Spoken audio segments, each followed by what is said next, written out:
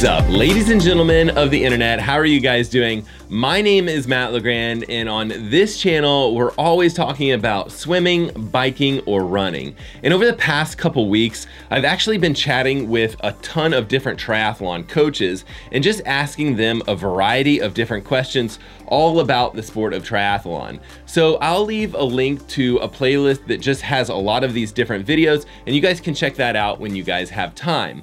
But in this video, what I've done is I've asked these same coaches what their favorite triathlon races are. And this is a great opportunity for you guys to kind of listen to a couple of races, potentially put them on your bucket list for races that you want to do in the future. But what I also want you guys to do is, as you're listening to these coaches, just think about some of the races that you guys have found memorable and enjoyable, and drop them below down in the comments section of this video. I'd love to read some of your thoughts on this and why you think some of these races are so wonderful. All right, Dale Sanford from Coaches on Couches, do you have a favorite race?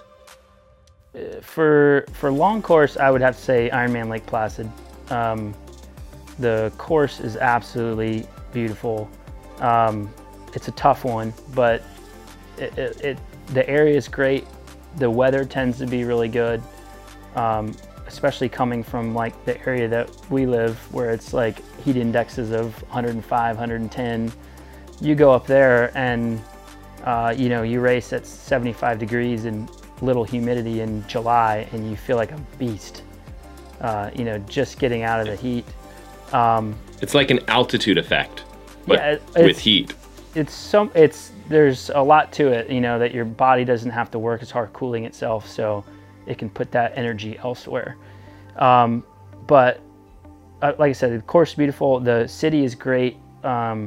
Plenty of good places to eat and hang out, and the lake that the race is in is actually pretty cool. It's like a rowing lake, so there's actually a line in the lake that you can follow. So if you're willing to stay on the line, it's kind of crowded, but if you're willing to stay on that line, you don't have to sight.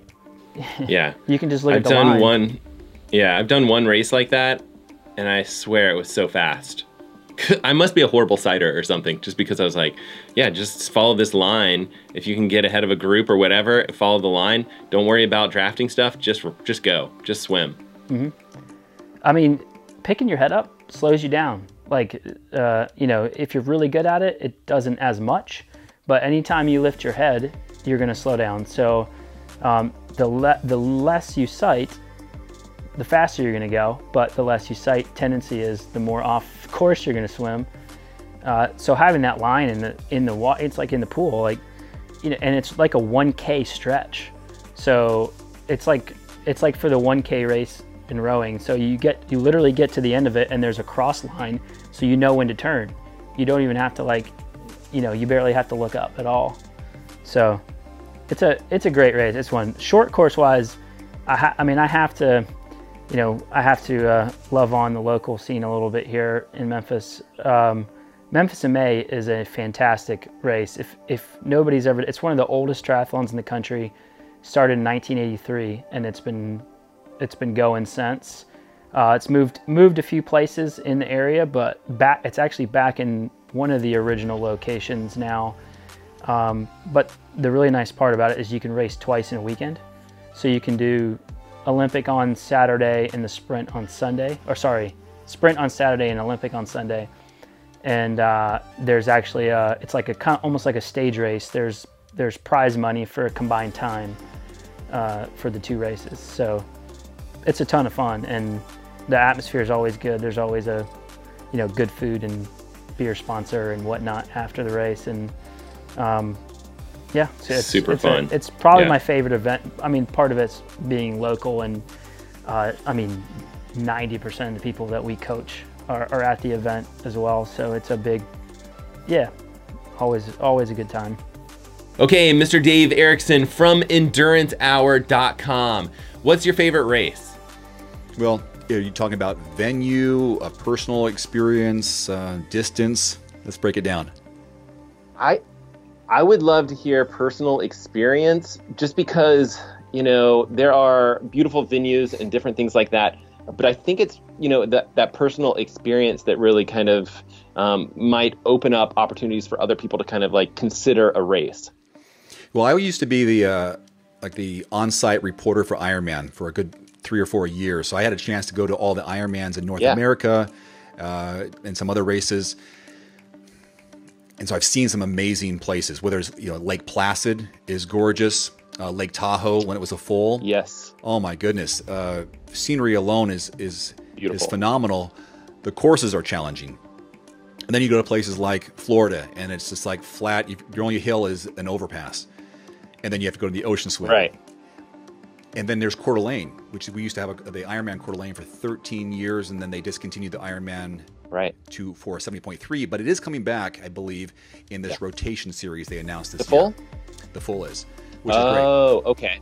Yeah. Yeah, at St. George, that's good. They had a 70.3, and then they made this announcement. I forget what they titled it, but they're doing an Ironman rotation to previous locations and maybe some new ones. And St. George was in that full distance Ironman rotation. And I think Coeur d'Alene has been added to it as well. And that's where I did my first full Ironman was Coeur d'Alene. And I loved that experience. And the scenery there, we have beautiful Lake Coeur d'Alene. We've got the mountains. It was a challenging course. Now it's decent, but the bike isn't as fun as it used to be. I think about the best one. Oh my goodness! Now I think about Canada and Whistler was beautiful and challenging. But I want to say my PR race was the one that stands out because that was Arizona, which everyone usually gets a PR in Arizona. I like that one, but it was between Arizona and Whistler, and I guess it's going back to Whistler this year. Or it's going back to Penticton. That's right. It's going back to Penticton. But Whistler was probably the most beautiful and challenging Ironman course I've done. But I had the fondest memories from Arizona because it was a PR, and I was outside myself that year. I negatively split the run, which was a first, which I didn't think was going to happen. My wife was there. High five Mike Riley. That was probably the best experience for me was Arizona 2012, maybe. Yeah. Okay. Yeah, I've done Whistler in Arizona as well, and I see exactly what you mean. Like Whistler was so beautiful, it was very family friendly. Arizona was faster, and in some ways that's just it's really enjoyable to have a decent race as far as speed goes. So super cool. Yeah. Yeah. And to do it over again, I would like to explore different venues and maybe do something Lake Placid. I like to go to Lake Placid. I like to go for Florida just to see how fast I could go, although it'd be boring as hell. I mean, I've been out in Florida to cover the race, and when you're on the bike course, they're just in that position all day long. Yes, in the aero position, it's like 5-6 hours of just that, and that's a mind game there for you.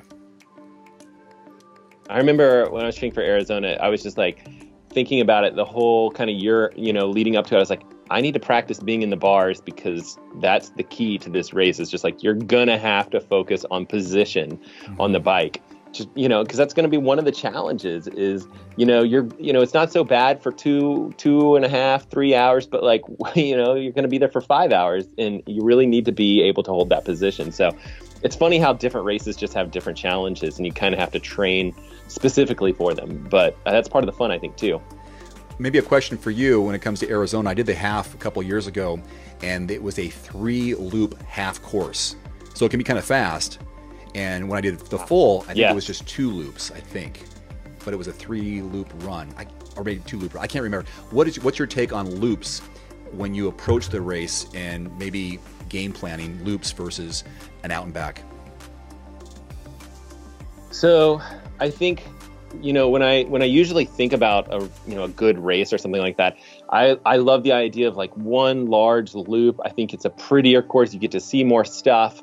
But then, in actuality, when you get into the race or whatever, I kind of go tunnel vision and I'm thinking about the race. I'm thinking about competitors in front of me. Having some of the loop courses typically don't bother me as much, just because, then what's coming up, like, okay, I've gone through this loop and I only have to do it one more time. And you can kind of, where it's going to be hard, where the hills are going to be. And so I like the loops just fine. The problems I have with loop courses is when you have bike traffic and you're, overcoming certain bike traffic that's significantly a different pace than you are. And that might be faster than you and it might be slower than you. But to me, you run into some safety issues there. And some bike handling issues too. Triathletes are notorious for having questionable bike skills. And that really worries me just because there's serious risk for injury that way. So. Yeah, I agree with it, especially the bike traffic when you hit your second and third loop. My strength is cycling, so when I get out there further, I start seeing more people, then I'm negotiating and, I don't want to be, arrogant, but on your left, I'm trying not to avoid drafting or even be close to drafting. Then I got to surge, and anyways, it's fun, but like you said, because you can anticipate, where to go harder. And you know where you can go faster, and you know where you can get your nutrition, you can coast a little bit, catch up.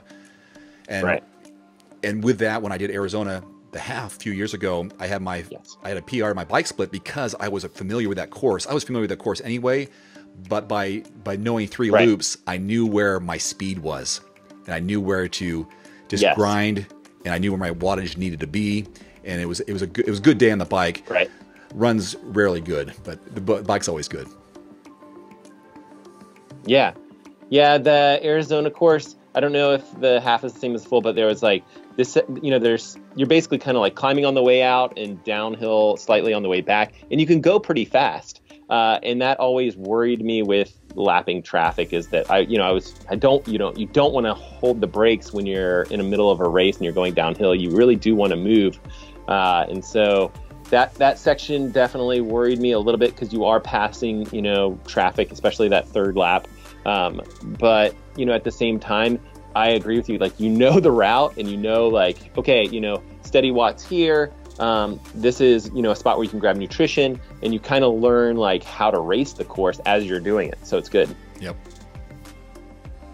Mr. Ben Bridges, can you tell me about your favorite race? Okay, I think I said last time I do have 2 answers for it, because I have a triathlon one and a non-triathlon one. So my triathlon race is the first ever experience I had of middle distance of 70.3, which was a race in Spain called Challenge Costa Salud, and it was just one of those days where everything comes together, everything. The swim was in the sea, and it was a lake. There was no chop, no nothing, no wind, no tide, no nothing. I was watching fish swim below me, and I was like, when you swim, and well, you probably know better than I do, but usually a swim is a fight for me. It's like I fight the water. But when it suddenly turns into a bit of a dance, and you're like, whoa. It was that, out onto the bike, smooth as you like, amazing bike, no wind, nothing, and I was going past people with 10,000 pound bikes on my, at the time, clip-on aero bike, handlebars on my road bike, feeling amazing. And then the run was, again, it was just a great, everything came together, and that was the race that qualified me for GB. And I was very lucky, because the guy that won my age group wasn't an unbelievable athlete, so he was near enough to me that I managed to get the qualification percentage. But that was the one.